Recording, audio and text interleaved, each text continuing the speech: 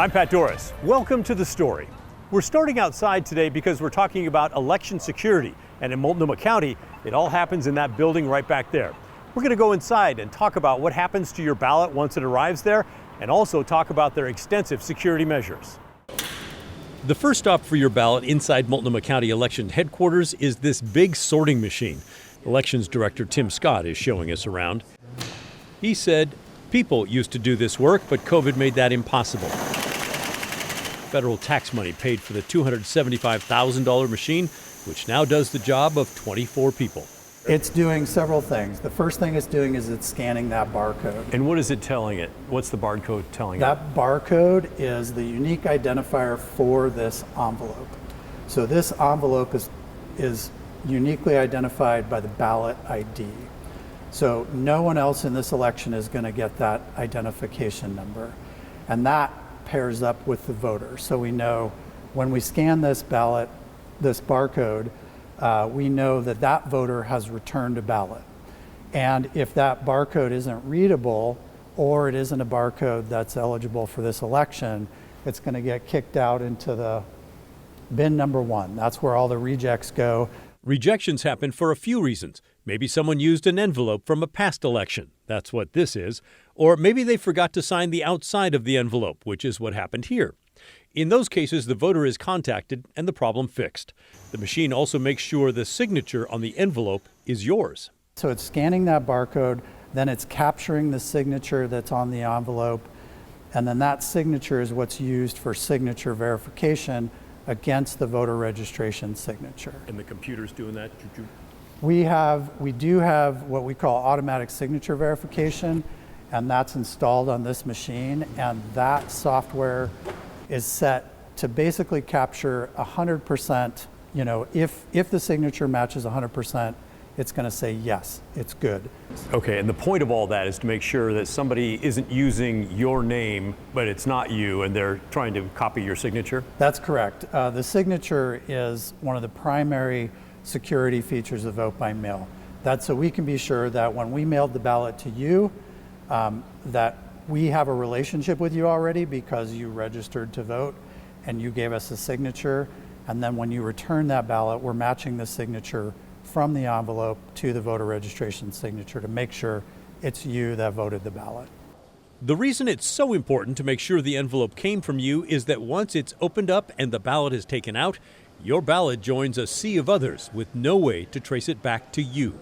Okay, and then is there that same barcode, is that on the ballot that I fill out as well? No, there is no, in Multnomah County, we don't put unique identifiers on our ballots. So once it comes out of the envelope, it's no longer associated with you. That's why we do so much work to verify that it is you before it comes out of the ballot, or comes out of the envelope. Okay. So what if I want to go back and verify that my vote was actually counted correctly? Is there a way to do that? Not currently in Oregon. I mean, we do audits after every election, and you could come witness those audits, but there would be no way to identify your ballot for privacy reasons. There would be no way to verify that your ballot is among the ones that were being audited. From the mail sorting room, we're on our way to step number 2, but first he needs to protect those ballots in the mail sorting room.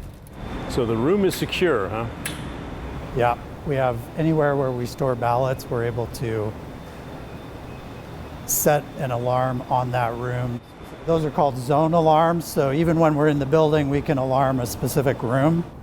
Step 2 is in the basement, where 120 people used to gather to open envelopes and take the ballots out. Not anymore. This is one of 10 new letter opening machines that replaced many of those people. The machines were another purchase during COVID. After the envelope is opened, the anonymous ballots are collected and bipartisan teams place them in a box. The box is then delivered to the counting machines upstairs in the red room. Okay, and what happens here? This is the ballot tally room. Okay. This is where the ballots actually get scanned and counted. The room is so sensitive, I was told to stay back behind the yellow line, just to make sure there was no way I'd be able to tamper with the machines. This is where the ballots are scanned and the votes are counted. So they're opening the box, taking out the piece of paper, looking at it, writing their name on it. So that's at each step of the way, there's a log of who's touching that box of ballots, and then they put it into the scanner. These are just commercial off-the-shelf scanners. They put the ballots in, they scan through, and then they put them back in the box on the other side. Software creates a digital version of the ballot. There's a digital image of the front and the back, and that's what we work off of from that point on. If everything goes smoothly, there's no misfeeds or anything like that, the ballots go back into the box, they get logged in the center of the room. There's somebody doing a quality control check to make sure the correct number of ballots were scanned, that there wasn't any misfeeds, that there wasn't any unreadable ballots, and then that box is going on those shelves over there. Sounds good, but what about security? Well, this system is totally air-gapped, meaning it's not connected to the outside world at all. The network that you see inside this room only exists inside this room. There's no wireless capability on any of these machines. You see the wires going up into the tray. The wires follow that tray over to this server stack here, and we're running 2 redundant servers. Again, 2 is 1, 1 is none. We want to make sure that if something happens to one of those servers, we've always got a backup ready to go immediately. So the data is copying to both those servers at the same time.